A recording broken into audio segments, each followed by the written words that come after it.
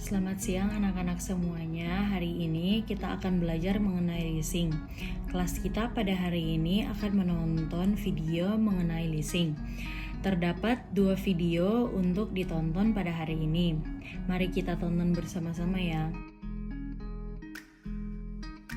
Halo, perkenalkan semuanya. Saya moderator untuk sesi webinar hari ini. Pertama-tama saya punya beberapa pertanyaan nih kepada para pembicara kita mengenai leasing atau sewa. Leasing atau sewa menurut Otoritas Jasa Keuangan adalah kegiatan pembiayaan dalam bentuk penyediaan barang modal, baik secara sewa guna usaha dengan hak opsi maupun sewa guna usaha tanpa hak opsi. Leasing juga diatur dalam PSAK 30, PSAK 73, dan IFRS 16. Nah, pertanyaan pertama saya adalah, apakah dari pembicara hari ini bisa menjelaskan perbedaan leasing di antara PSAK 73, PSAK 30, dan IFRS 16? Bisa dijawab oleh Carol. Baik, saya akan menjawab pertanyaan tentang perbedaan leasing antara PSAK 73, PSAK 30, dan IFRS 16. Pertama-tama saya akan menjelaskan bahwa PSAK 30 merupakan standar yang mengatur mengenai sewa, di mana lessor memberikan hak kepada lessee untuk menggunakan aset dalam periode tertentu. PSAK 30 mengalami pergantian menjadi PSAK 73 di tahun 2020 yang diadopsi dari IFRS 16. Perbedaan PSAK 30 dan PSAK 73. Untuk sisi lessee, yaitu sisi penyewa, dalam penerapan PSAK 30, penyewa mengidentifikasi klasifikasi sewa menjadi 2, yaitu financing lease dan operating lease. Untuk pencatatannya sendiri, bagi financing lease diakui sebagai aset sehingga perlu mengakui depresiasi, beban bunga, dan amortisasi. Sedangkan untuk operating lease diakui sebagai beban sehingga mengakui beban sewa. Tetapi setelah perubahan ke PSAK 73, penyewa harus memperlakukan hampir seluruh transaksi sewa sebagai financing lease. Pengecualian dalam PSAK 73 yaitu yang pertama ada sewa jangka pendek yaitu kurang dari 12 bulan, dan yang kedua adalah sewa untuk aset yang bernilai rendah. Dalam artian aset diidentifikasian yang disewakan bernilai rendah seperti komputer, peralatan kantor, dan sebagainya.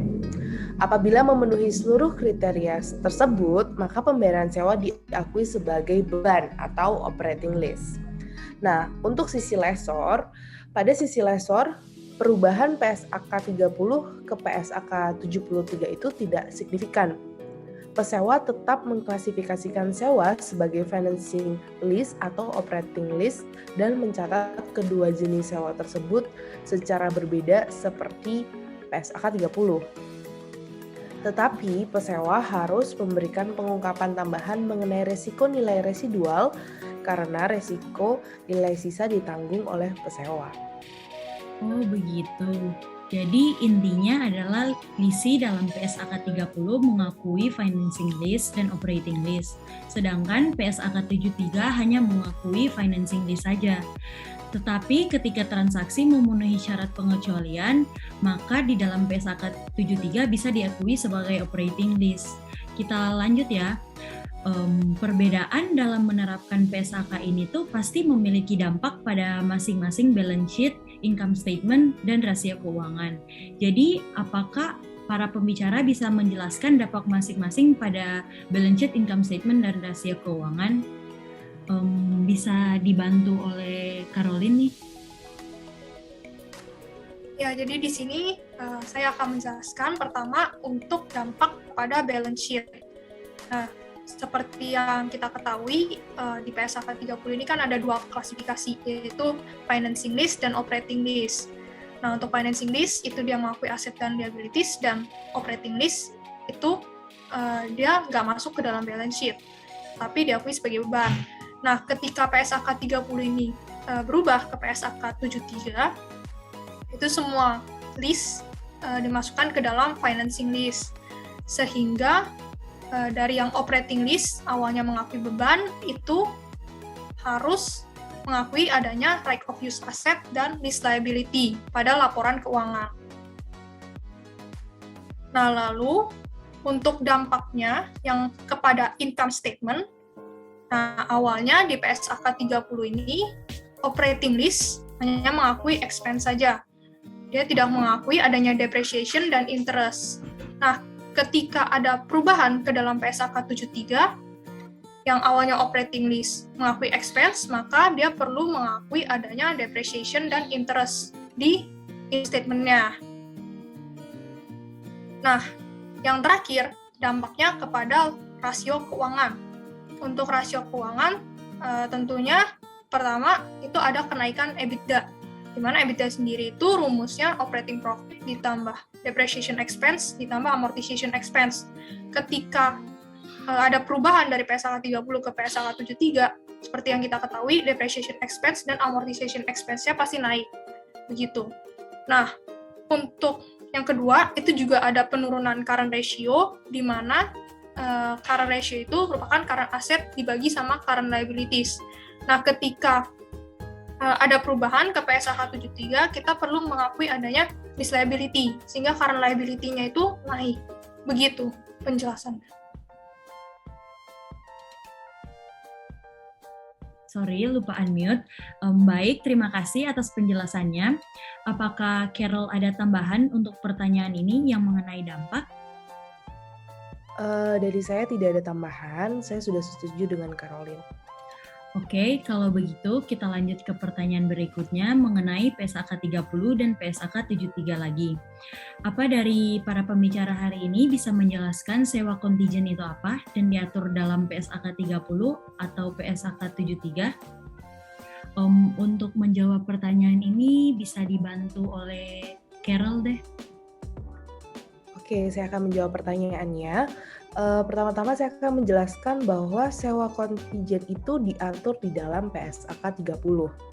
Nah, menurut PSAK 30, sewa kontijen adalah bagian dari pembayaran sewa yang jumlahnya tidak tetap, tetapi didasarkan pada perubahan faktor tertentu di masa depan selain faktor berlalunya waktu, misalnya persentase dari penjualan masa depan, jumlah penggunaan masa depan, indeks harga masa depan, dan suku bunga pasar masa depan. Oke, demikian pada sesi webinar kita hari ini. Terima kasih sudah mendengarkan. Mudah-mudahan sesi webinar ini dapat bermanfaat dan menambah ilmu bagi yang hadir. Dan juga terima kasih untuk Carol dan Caroline telah menyiapkan waktu untuk menjadi pembicara selama sesi webinar hari ini. Sudah selesai video pertama, mari kita lanjut ke video berikutnya. Halo semuanya, kami dari kelompok 6. Sekarang ini kami akan melakukan diskusi untuk kasus PT Sejahtera yang mendatangani kontrak sewa mesin dengan PT Rinjani. Mari kita mulai ya. Nah, teman-teman semuanya, menurut kalian gimana sih pembukuan dari sisi PT Sejahtera untuk pengakuan awal sewa pada kasus ini? Ada yang tahu nggak? Soalnya aku kurang ngerti nih. Kayaknya pembukuan mesin di debit dan liabilitas sewa di kredit sebesar 10 miliar deh. Kalau menurut kamu, Carol, jawaban aku gimana? Bener nggak? Oke, pertama aku mau jelasin nih. Kontrak sewa yang dilakukan oleh PT Sejahtera dengan PT Rinjani ini termasuk ke dalam kategori financial lease karena memenuhi syarat. Yang pertama, ada opsi untuk memiliki mesin tersebut pada akhir masa sewa. Yang kedua, PV atau present value test itu kan rumusnya adalah PV dibagi sama fair value-nya itu harus lebih besar dari 90%. Nah, kemudian yang ketiga ada lease term-nya harus lebih besar dari 1 tahun. Dan yang terakhir itu value from property-nya harus lebih besar dari $5.000. Nah, menurut aku sih untuk pembukuan pengakuan awal sewa sebesar 10 miliar itu salah ya. Nah, kenapa gitu? Oke, aku mau jelasin. Kalau berdasarkan pengakuan awal sewa di dalam PSAK 30, dijelasin bahwa Pada awal sewa, lesi mengakui sewa pembiayaan sebagai aset dan liabilitas dalam laporan posisi keuangan sebagai nilai dasar aset sewaan atau sebesar nilai kini dari pembayaran sewa minimum jika nilai kini lebih rendah dari nilai wajar. Penilaian ditentukan pada awal masa sewa di mana tingkat diskonto adalah suku bunga implisit dalam sewa atau digunakan suku bunga pinjaman inkremental lesi. Biaya langsung awal dari lesi ditambahkan dalam jumlah yang diakui sebagai aset.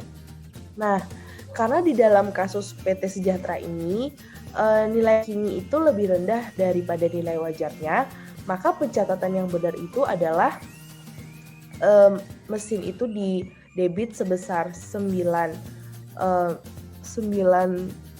miliar dan leasing liability-nya itu juga senilai 9 miliar seperti yang tertera di PPT gitu. Itu menurut aku. Nah, sedangkan di dalam PSAK 73 pun hal ini tuh juga nggak benar. Kenapa? Menurut pengakuan penyewa dalam PSAK 73, yaitu pada tanggal permulaan, penyewa mengakui aset hak guna dan liabilitas sewa. Dalam PSAK 73, untuk pengukuran awal liabilitas sewa berkata pada tanggal permulaan, penyewa mengukur liabilitas sewa pada nilai kini pembayaran sewa yang belum dibayar pada tanggal tersebut. Nah, jadi jurnal yang benar dalam PSAK 73 itu adalah aset hak guna pada liabilitas sewa sebesar 9 miliar gitu. Itu menurut aku sih. Jadi ngerti nggak penjelasan aku? Ngerti.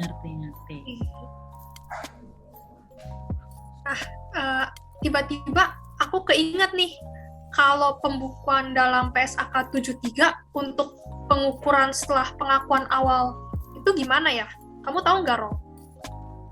Oke, aku bantu jelasin ya. Ini yang aku paham berdasarkan PSAK 73. Pengukuran selanjutnya atau pengukuran setelah pengakuan awal memiliki cara dan syarat, yaitu PT Sejahtera akan mengukur aset hak guna dengan menerapkan model biaya, kecuali PT Sejahtera menerapkan model pengukuran yang lain.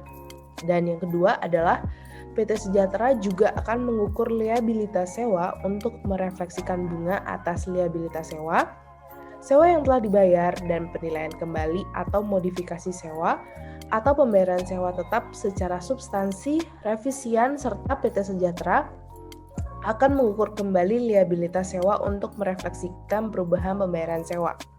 Nah, untuk pengaplikasikannya di dalam kasus, aku sih kurang tahu ya kayak gimana. Boleh nih dijelasin sama siapa aja yang bisa? Oke, aku aja deh, aku bisa kok. Nah, untuk pengaplikasiannya bisa kalian lihat di slides table ini. Tabel ini tuh digunakan untuk mencari amortisasi dari leasing.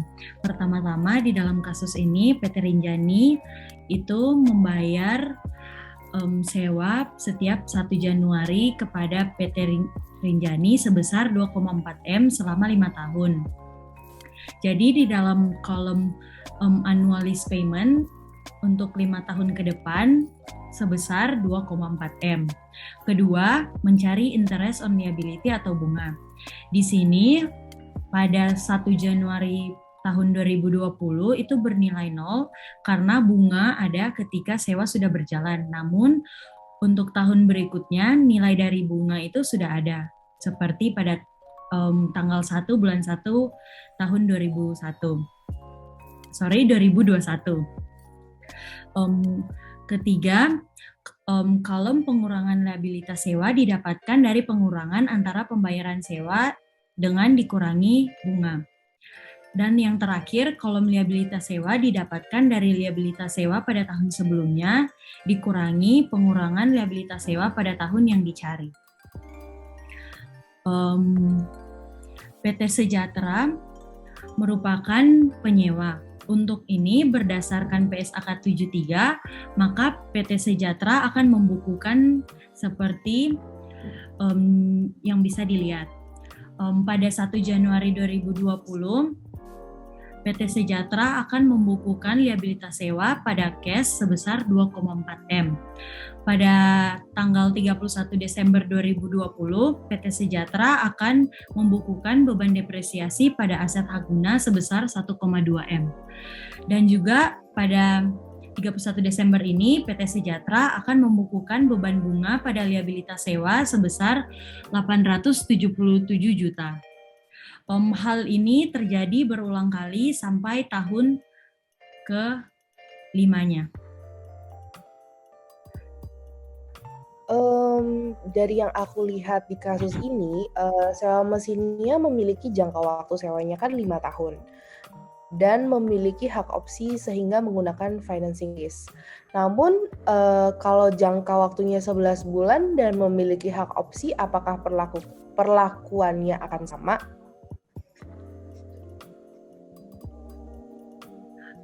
Kalau di PSAK 30 tentunya berbeda, Rol. Aku jelasin ya.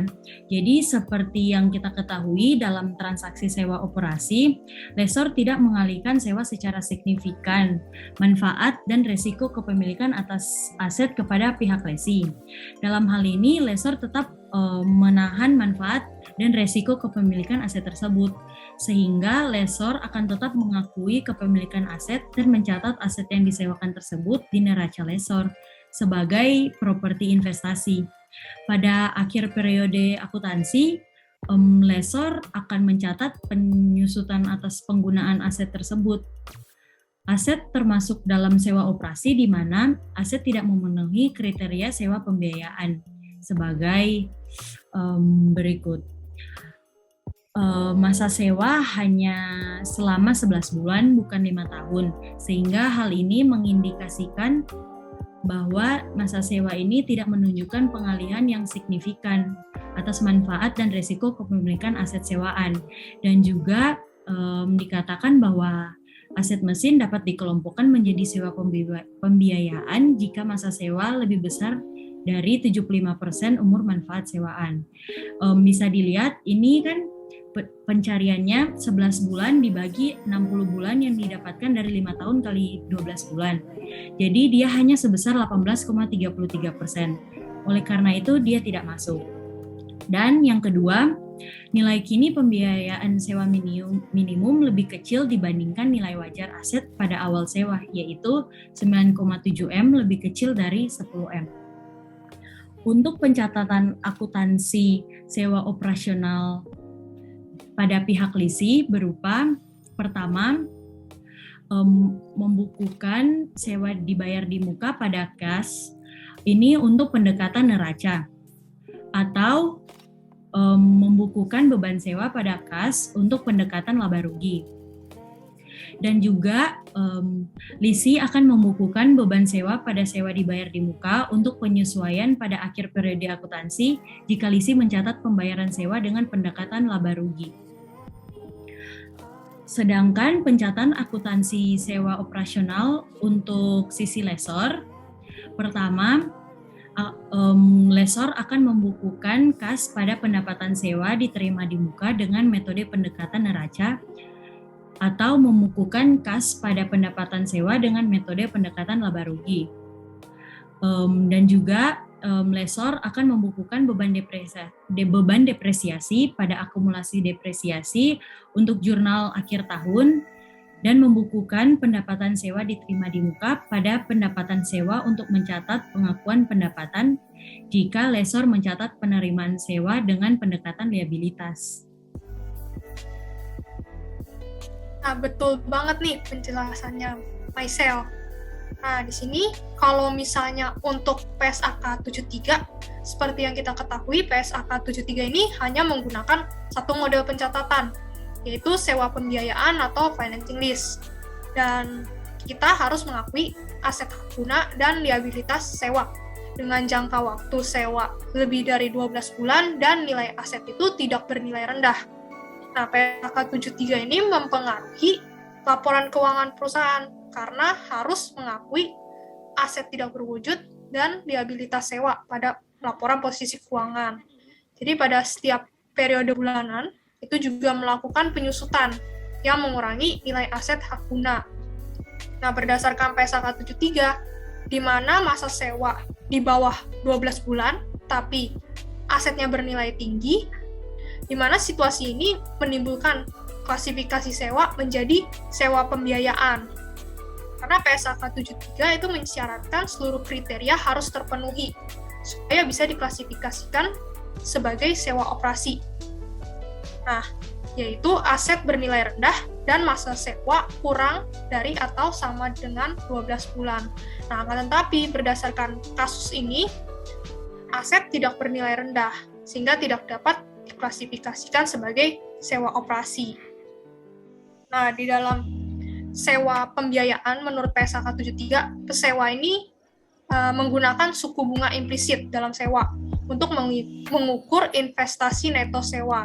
Jadi, pencatatan yang dilakukan di sisi lesi atau oleh PT Sejahtera itu berupa membukukan aset hak guna pada liabilitas sewa, lalu membukukan liabilitas sewa pada kas, juga membukukan beban depresiasi pada aset hak guna, lalu membukukan beban bunga pada liabilitas sewa. Nah, kalau pencatatan yang dilakukan untuk sisi lesor atau PT Rinjani itu berupa membukukan piutang leasing pada aset, lalu membukukan kas pada piutang leasing, membukukan piutang leasing pada pendapatan bunga, begitu. Oh, aku jadi ngerti nih sekarang. Jadi kalau PSAK 30 itu perlakuannya diubah menjadi sewa operasional dan PSAK 73 tetap masuk ke dalam finance list karena tidak memenuhi kriteria.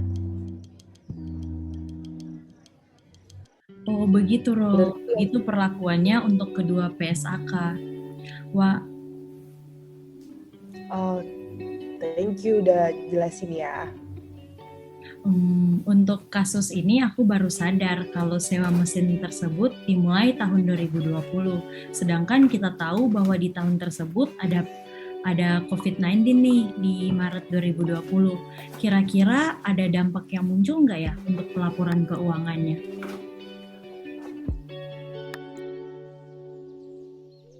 Oke, jadi untuk awal mulanya ya, kan muncul pandemi COVID. Nah, itu memicu Cilesor memberikan konsesi sewa kepada sisi lesi.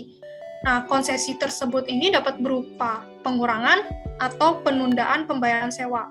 Nah, dalam PSAK 73 sendiri itu terdapat prinsip mengenai modifikasi sewa, yang dimana kalau misalnya ada perubahan dari ruang lingkup atau pembayaran sewa yang tidak sesuai dengan ketentuan awal dari perjanjian sewa. Nah, namun di DSAK IAI itu telah mengesahkan amandemen PSAK 73 yang menyatakan penyewa itu punya hak opsi untuk menilai kembali sebagai modifikasi sewa atau cara praktis. Nah, cara praktis ini berupa pembayaran sewa variabel. Nah, kalau misalnya modifikasi sewa, itu dia ada pengukuran ulang menggunakan tingkat bunga yang baru pada saat terjadi pengurangan atau penundaan sewa. Nah, kalau misalnya menggunakan cara praktis atau pembayaran sewa variabel, itu tidak ada pengukuran ulang menggunakan bunga yang baru, sehingga langsung dikurangi dari beberapa pengurangan sewa yang didapatkan. Gitu. Dengan adanya amandemen PSAK 73 pasti berpengaruh banget nih sama laporan keuangan. Iya, tentu berpengaruh. Nah, apabila si lesi menggunakan modifikasi sewa ataupun pembayaran sewa, variabel dampaknya akan mengurangi liabilitas sewa dan nilai hak guna aset. Namun, yang membedakan adalah di bagian sisi kreditnya dari jurnalnya. Untuk modifikasi sewa, itu di bagian kredit ada rate of use asset dengan diukur menggunakan present value. Hal ini memicu penurunan nilai aset dan penurunan nilai depresiasi pada laporan keuangan. Nah, kemudian untuk pembayaran sewa variabel itu ada di kredit profit or loss dan tidak dimasukkan ke dalam laporan keuangan, tetapi diakui sebagai profit sehingga masuk ke dalam laporan laba rugi. Gitu. Oh begitu, wah ada banyak juga nih yang bisa dipelajari dari diskusi hari ini. Thank you ya untuk sharingnya, next time kita diskusi lagi ya. Bye-bye. Thank you, bye-bye.